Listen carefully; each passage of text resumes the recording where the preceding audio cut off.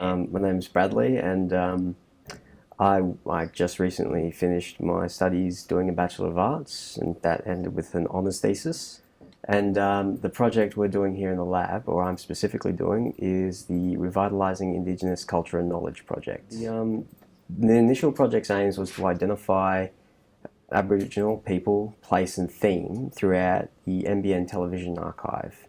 And we decided to go about that looking at televised news footage and essentially run with that. We ran with the idea, okay, let's try and find as much material we can that relates to Indigenous people, theme and place. Starting from about 1986 in March, and we got through about 2 years of content during this internship and finishing just after bicentennial in 1988.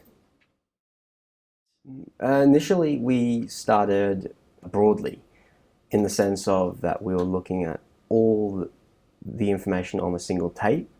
A tape is about 22 minutes long and it's wall to wall with stories ranging from about maybe 30 seconds all the way through to about, I think the longest I found was about 12 minutes. But in essence, in the beginning, what we did was we were looking through an Excel spreadsheet and cross-checking what was on the cue sheets that were provided for each tape and just ticking off, okay, yeah, this is about this is about this, oh, another Cole story, cool, this is about that, and so on and so forth. And I think it was about 2 weeks in, we realised that method wasn't going to cut it. And so in the end, we still kept the same kind of looking at each tape, but instead of just watching it through to the completion, we would skip through and just run through trying to find as much as we could. Because otherwise it would have, truth be told, I don't think we would have gotten through even half a year of content if we were to do it the other way. Essentially, what we did is I would have the cue information up on one screen to make sure, okay, this is that story. And so I'm appraised of the situation and I'd know when the tape's going to stop and so on. And I would have a media player on the left. And I just watched them through, made sure that they were correct on the cue information and just kept rolling. And when appropriate, put in cultural warnings in reference to people who may have passed away into dreaming, or they're just really uncomfortable stories, which does happen in the past. Yes, but look at a specific tape, think about what's about, what's going on, and try and build from there. What was the context? These people are named. What if we put this into Google, say, and just put in, like, I don't know, Newcastle or health service or something like that? Eventually, you're either going to find some websites that will talk about the people in question, and you bring it back and think, okay, this is who that person is, and you'll include the information in that finding aid. I was lucky in the sense that we have quite a few people that were around during the time in question. I sent some stuff through to Uncle Bob Morgan, who helped do up the what's now the New South Wales Koori Knockout, because a couple of stories were specifically with those in mind. Other times it required me some stories required me to go talk to Wallatuka Institute, which is on campus, and some people who were actually in the footage, I managed to get those to them and have them, provide me not so much feedback, but just some more information about it, what was going on, what was the general mood at the time. Trying to create networks on campus and off campus to help work towards those, project aims of revitalising Indigenous culture and knowledge. I mean, this is the way it's done, I suppose. And you're only doing that if you've got the opportunity to liaise, which is, I suppose, what I've done. One of the things I've learned was to essentially have patience. Some people wouldn't simply get back to you or wouldn't have the answer that you wanted. And in some instances that would have led to a lot of frustration, and it did. So you go back to the drawing board, see what you can find.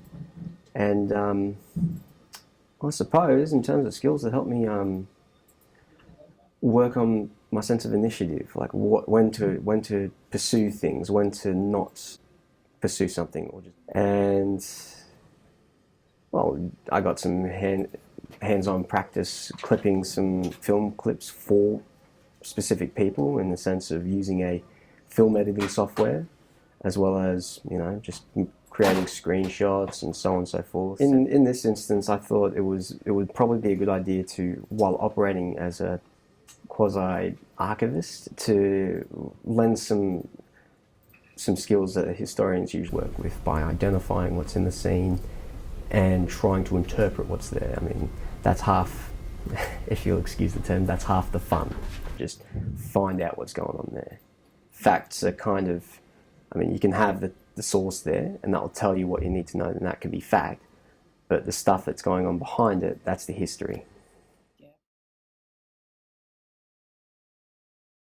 Well, it's one of those things that helps assert, you know, professionalism. We're professionals, and coming into this sort of environment reminds you of that. We're not just crazy people in the basement looking at film all day trying to, you know, make sense of it all. We're trying to do something here which we have a professional aim for. We have an intended goal. Aside from that, there's also the well, just working as a team, trying to get things in tandem, and, well, not so much rely, but just throw a suggestion to someone and you'll get an answer or advice back or something like that in the same kind of environment. You'll learn things in this sort of place, and knowing how to, well, talk about those things, but in a professional environment, that's a really, really a smart thing to learn.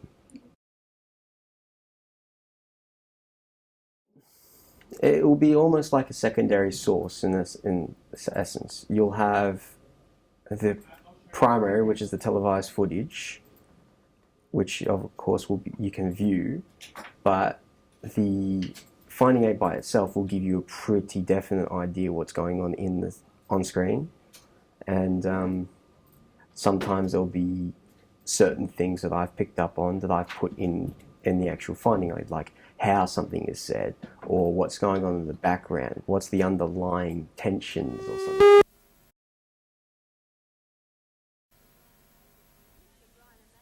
Mr Greiner made the comments in response to a land rights claim by the Metropolitan Aboriginal Council for the Ku-ring-gai Wildflower Reserve. Well, we don't believe that there is any legitimate case for Aboriginal land rights in New South Wales. There are no tribal Aboriginals. There are therefore no land that has got any special affinity to those tribal Aboriginals. The appropriate thing to do is to have one class of law governing every citizen of New South Wales. It's an attitude which has local Aboriginal groups up in arms. It wouldn't only just be the Aboriginal people that's here, but you've had an opportunity to meet with this. Sure, we're upset when you get a person that makes an outlandish statement, such as Nick Greiner, to say there's no Aboriginal people in New South Wales, you know. I'd like to know where Mr Greiner came from, how pure his bloodline is, you know. In terms of the stories themselves, some were quite short, like maybe 30, 45 seconds. The conference has been organised by the Department of Community Programs and Newcastle's Aboriginal community. One of today's key speakers was Professor Eric Wilmot, the head of the School of Education at James Cook University in Townsville. Professor Wilmot is a strong supporter of the Aboriginal enclave system at universities and colleges. He says they provide a necessary support network to students. If you want to get people through a certain educational program, bridging in doesn't help much. What you do is throw them in at the deep end and you help them swim. You get in there and support them in the program, and that's been the big trick of the enclave programs. And they're remarkable success. So they have been profound. They've been the most successful event in Australian education in 200 years. And often they wouldn't have an Indigenous speaker on screen. They would refer to them and just leave it.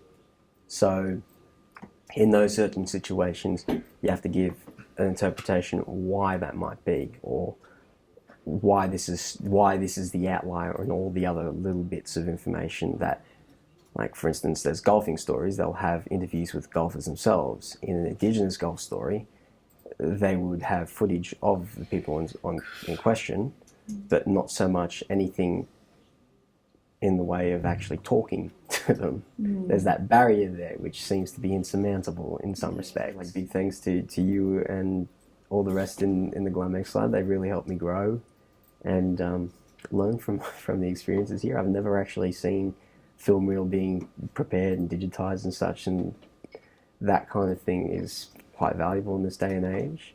And of course, thanks to all the other interns who were, confidants and talked about what they were doing. It was really good, and I appreciate everyone in the library too. Shout out to Archives as well.